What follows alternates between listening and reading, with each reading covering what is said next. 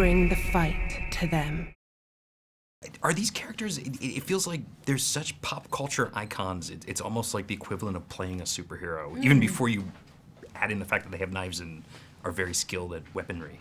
I felt like a superhero. I really did. I felt like, well, maybe an action hero. We didn't have superpowers, but when we were together, the Bennet sisters, I really felt like we were this new girl band of ninjas, like the Powerpuff Girls or something. Like I really felt so united and strong, and that's my favorite moment of the movie is when we were in slow-mo, like kicking ass. Yeah, definitely. It was funny because we had fight training together for about a month leading up to the film, so it's just like we bonded on that, and it was also like where our roles kind of were formed, our sister roles from the film just kind of became our roles in real life, and we all kind of like developed our own little fighting styles, and it was kind of a great way. I feel like I wish I could do fight training before every film with my cast. It's like a great way to bond. Yeah, it's like trust exercises as well, because we had to fight with each other, we had to trust each other, and it was really funny how it bled into real life. Like we all took on the personas a little bit of the sisters and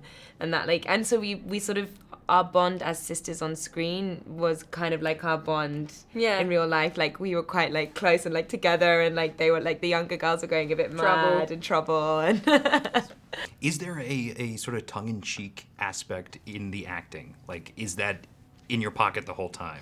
No, I think that we really tried not to do that. Yeah. I think as soon as you start doing that, I think the audience will start feeling that, and then it turns into a farce rather than this is like that's a nice mix of the two.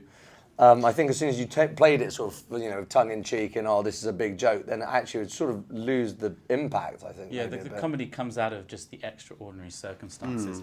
And the original was very funny, wasn't it? Yeah. The original, there's a lot of comedy. I mean, it's funny, like Parson Collins is a hilarious character. It's great, wonderfully written. And there are little sort of like, there are little things about it that I always felt like it sort of stays incredibly faithful to the original in many ways. Yeah, so I sort of agree. Yeah. Burr was really concerned about that as well. He didn't want us like winking at the camera. He wanted it to be like played seriously because the absurdity of the situation is what's funny. And I think Matt and Sally, I feel like they could take more comedic license with things because their characters led to that, but I feel like it would have undermined the story if we'd been like, hey guys, haha. Yeah, I think that the only time I slightly got a bit tongue-in-cheek was when I was doing scenes with Matt. When he proposed to me, there was... Actually, I wasn't being tongue-in-cheek, I was just laughing.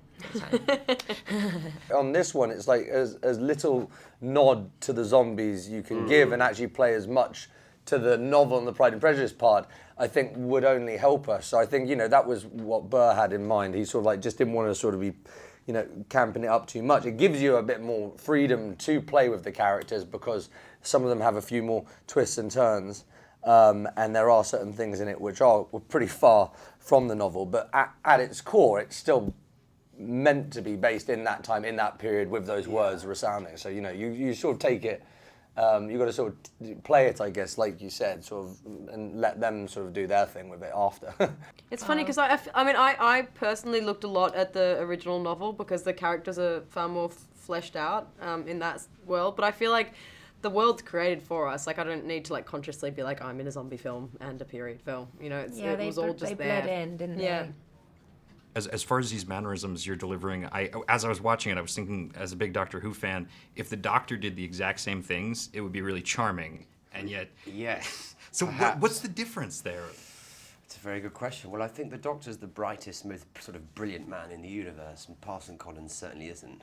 And I think therein lies a difference. And the difference is the Doctor's not really bound by manners or the laws of the world that he exists in, whereas Parson Collins is totally bound by manners and the laws of the world he exists in.